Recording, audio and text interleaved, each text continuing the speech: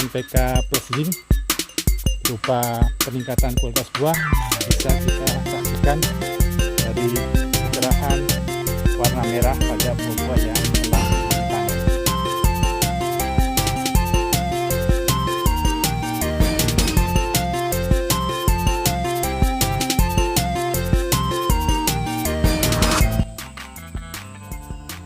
Salam Tandan Berduri. Hari ini kita berada di kebun sawit. Tadi sudah kita ngobrol-ngobrol dengan pekerja yang ada di kebun ini.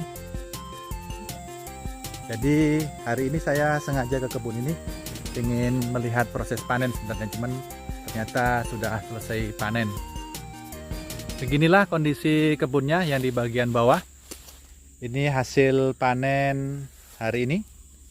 Yang masih ada di bawah pokok ini belum dikumpul. Jadi luas tanahnya ini sekitar 20 hektar. Namun yang efektif ada tanamannya itu sekitar 15 atau 17 hektar. Ini buah-buah yang ada. Seperti ini. Jadi salah satu efek dari pemupukan itu bisa terlihat sekitar 1 bulan. Biasanya mulai nampak. Tapi tidak secara drastis kelihatan langsung di pembesaran buah, tapi nampak dia di tingkat kecerahan warna karena kandungan zinc pada pupuk NPK Ponska Plus itu memang memperbaiki kualitas buah. Kalau di kelapa sawit yang selama ini kita amati nampak di merahnya buah ini, warna kecerahan merah ini yang menunjukkan tingginya tingkat kandungan minyaknya. Jadi OR-nya, rendemen minyaknya lebih tinggi untuk buah-buah yang berwarna merah mengkilat seperti ini. Jadi ini buah yang dipanen adalah buah-buah yang sudah masak. Ini perundulannya sudah banyak. Dan kondisi lahannya seperti ini, berbukit ya. Ini bukit yang di bagian bawah. Kemudian yang di sebelah sini atas. Seperti ini ya. Ya. Jadi ini pohon ini sudah dipanen sejak tahun 2014 ya, kalau nggak salah 2014 ini sudah mulai panen. Sekarang tahun 2020, berarti sudah ada 6 tahun dipanen. Untuk perawatannya cukup baik untuk perawatan kebun ya. Gulma-gulma yang ada ini cukup terjaga. Jadi tidak terlalu bersih juga. Pelepah-pelepah juga tertumpuk dengan rapi.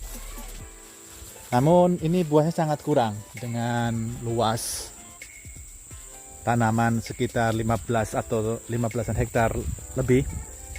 Itu hanya mendapatkan panen sekitar berapa 8 ton kemarin kalau nggak salah. 8 atau 6 ton setiap rotasi panen. Nanti saya coba lihat untuk rotasi bulan April itu berapa ya.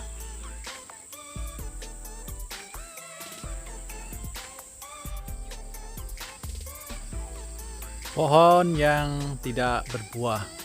Jadi salah satu penyebab rendahnya produksi di kebun ini adalah pohon-pohon yang seperti ini. Ini kondisinya sama sekali kosong ya. Tidak ada buah yang nampak di pohon ini. Terus ini juga sepertinya pohonnya tidak bagus karena dari bentuknya yang meninggi seperti ini tidak nampak produksi buah sedikit pun di sini. Jadi ini pohon yang posturnya sangat bagus ya, dari bentuk pelepah daunnya yang terbuka seperti ini dan batangnya yang besar dan kokoh. Ini nampak beberapa buah yang penuh di dalam tajuknya. Jadi ini kondisi buah-buah atau pohon-pohon tertentu. Jadi dalam beberapa populasi tanaman di sebuah kebun akan ada beberapa pohon yang seperti ini. Jadi meskipun perawatannya kurang, pupuknya kurang, ini tetap menghasilkan buah. Dan ini salah satu pohon yang super produksinya. Jadi ini TBS yang ada masih di sini, belum dikumpul. Jadi ini TBS-nya yang ada sebesar ini ukurannya. Jadi bandingkan dengan kaki saya seperti ini. Ini beratnya masih di angka sekitar 10 kilo ya, 10 atau 12 kilo BJR-nya. Jadi dengan pohon setinggi ini sebenarnya BJR-nya harusnya lebih daripada itu. Karena biasanya dengan umur tanaman di antara 8 atau 10 tahun ini produksi BJR-nya bisa mencapai 15 atau 19 kilo. Masih kosong buahnya, jadi pemupukannya yang terakhir itu tahun lalu. Tahun sekali baru dipupuk. Ini hasil buah-buahnya. Biasanya sih Pak kalau pakai NPK Ponska yang kemarin tuh Pak, dia tempo 1 bulan biasanya buahnya tuh lebih bagus. Iya, macam si anu itu, siapa namanya? Pak Hama. Wah itu bagus dia punya buah di sana. Sudah berubah. Dia punya biji macam-macam, dia mau keluar semua. Ini efek pemupukan belum nampak di kebun ini. Ini buah-buah yang ada seperti ini. Dan ini kondisi pohonnya. Kalau dari bentuk daunnya sih masih subur Pak ya, hijau. Hijau. Cuman karena pemupukannya sangat jarang, jadi pemupukan terakhir itu tahun lalu, setahun lebih mungkin. Baru kali ini lagi diulang dengan dosis NPK 15-15 sebanyak 1 kilo. Luasnya ini 10 hektar Pak ya, lahannya. Dan di sini Kak? Semuanya Pak? Semua? Ada 20 Pak. 20? Iya, boneka 20 Pak. Yang ada pohonnya? Iya, yang maksudnya produktif. Mungkin ya, istilahnya yang ada biasa dipanen. Ya, itu. Sekitar 17-an ya. Ini kita berada di bagian bawah kebun ya, yang sana paling dasar di bagian lembahnya. Yang ini kondisi sawit-sawitnya yang ada yang nampak dari sini. Dan ini tumpukan buahnya yang belum diangkut oleh pemanen. Coba kita susurin untuk baris yang ini ya. Ini sepertinya tidak ada yang dipanen di pohon ini karena ini kosong. Yang di sebelah sini ini kosong juga. Kosong.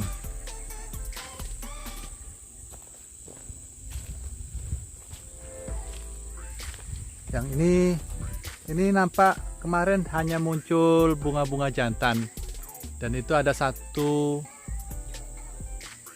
bakal buah ya, bunga betina yang muncul di situ yang baru nampak.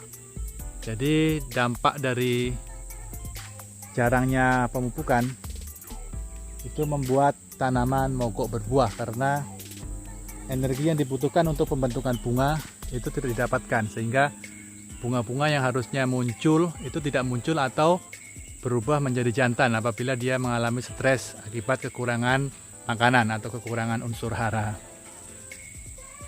20 hektar dengan populasi tanaman seperti ini, yang nampak seperti ini. Ini di bulan Maret lalu hanya menghasilkan panen sebanyak 13 ton 800 kilo. Jadi ini luas tanamannya, luas populasi tanamannya sekitar 17 hektar dari luas tanah 20 hektar tadi. Ini sangat sedikit sekali. Jadi kondisi pohon yang seperti ini, yang nampak seperti ini, jadi penyebab rendahnya produktivitas dari kebun ini. Jadi banyak pohon-pohon yang mungkin dulunya ini tidak dipilih bibit yang bagus ya. Jadi sortir bibitnya kurang bagus, sehingga banyak variasi pohon yang tidak berbuah. Jadi ini TBS-nya juga kecil-kecil. Untuk menghasilkan produksi optimum di sebuah kebun sawit, sudah selayaknya kita mulai dari pemilihan bibit. Jadi kalau bibit itu sudah dipilih yang bagus-bagus, tentu akan menghasilkan buah-buah seperti ini. Jadi ini yang normal ya, yang harusnya ada seperti ini buahnya. Namun di beberapa pohon tadi yang sudah kita lewatin tidak nampak buahnya. Ini kita coba telusurin lagi buah-buah yang sudah dipanen. Ini ada lagi beberapa tandan yang sudah dikumpulkan. Jadi ini buah-buah yang sudah masak yang dipetik hari ini. seperti ini bentuknya. Jadi kalau seperti ini memang masih belum maksimal ya. Jadi banyak rongga-rongga kosong di buahnya ini, sehingga bobotnya tidak bisa maksimal. Ini jalannya berbukit ya, langsung naik ke sini ya. Ini berbukit, naik ke atas sana, sampai di atas bukit sana. Ini cukup sulit pengumpulan buahnya, kita harus memutar ke bagian ke sana. Karena kalau lewat sini langsung, ini pasti tidak bisa naik gerobak. Ini alat panen yang digunakan, dodosnya menggunakan kayu ulin yang disambung dengan pipa aluminium dengan egrek di atas sana. Jadi karena tinggi pohonnya tidak sama, ini pemanennya menggunakan dua alat. Jadi egrek plus dodos. Jadi panjang kayu tangkai dodosnya ini ada sekitar 3 meter ya. Ini mata dodosnya. Baru pakai yang berapa ya, 3 in 4 in ya, baru pakai 4 inci dengan menggunakan kayu ulin yang dibuat lurus. Ini hasil panen hari ini. Ini yang sempurna kemasakannya, merah semua. Dan nanti diharapkan ketika benar-benar pupuk ini bisa rutin diberikan, hasilnya akan seperti ini. Di buahnya berwarna merah cerah seperti ini. Oke, kita lanjutkan penyusuran di sepanjang jalan ini. Jadi ini kondisi pohon yang ada di kebun ini, yang mana ada beberapa pohon yang disisip seperti ini. Ini masih kecil ya. Jadi proses penyisipan yang dilakukan ketika tanaman sudah berumur lebih daripada 5 tahun akan menghasilkan pohon-pohon seperti ini. Tidak akan bisa maksimal pertumbuhannya karena ini terlambat. Jadi penyisipannya harusnya dilakukan saat tanaman masih berumur 2 tahun. Kalau sudah seperti ini tidak maksimal pertumbuhannya. Karena yang pohon aslinya sudah setinggi ini.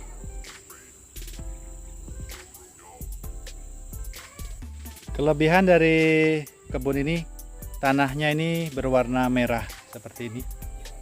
Di tanahnya berwarna merah, sehingga meskipun pemupukan hanya dilakukan setahun sekali, kondisi daunnya masih normal ya, hijau seperti ini. Ini relatif normal ya, seperti ini kondisinya.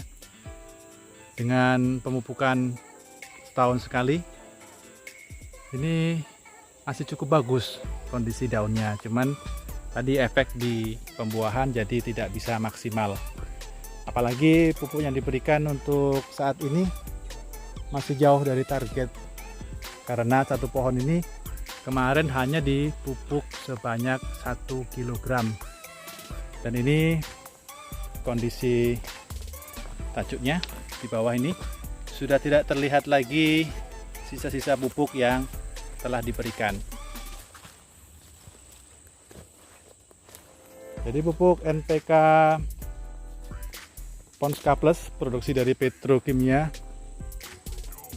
itu pupuk yang sangat cepat larut ya, sangat mudah larut, sehingga setelah ditabur tidak lagi terdapat sisa-sisa endapan atau partikel yang tersisa yang tidak bisa larut. Jadi semuanya larut ke dalam tanah. Ini akan kita pantau terus perkembangan dari kebun ini, dari segi produksi, dari segi kualitas TBS yang ada. Untuk saat ini 3 minggu ya hitungannya, 3 minggu setelah pemupukan, itu masih belum nampak terlalu banyak perubahan di kualitas buahnya. Yang kita harapkan Di panen depan mudah-mudahan sudah bisa nampak di kualitas buah, yang mana buah-buah yang dipanen nanti cenderung lebih cerah warnanya, lebih merah. Jadi dari kebun tanah merah kita sudah berkeliling tadi melihat kondisi pohonnya, kondisi tanahnya, dan hasil panennya. Mudah-mudahan setelah 3 minggu lagi panen yang berikutnya bisa kita saksikan efek dari pemupukan yang telah dilakukan 3 minggu yang lalu dengan menggunakan NPK Ponska Plus 15-15, yang mana diharapkan nanti buah-buah yang ada ini warnanya akan lebih merah cerah lagi, karena keunggulan dari NPK Ponska Plus adalah peningkatan kualitas TBS. Salam tandan berduri untuk seluruh petani sawit swadaya. Salam sukses selalu.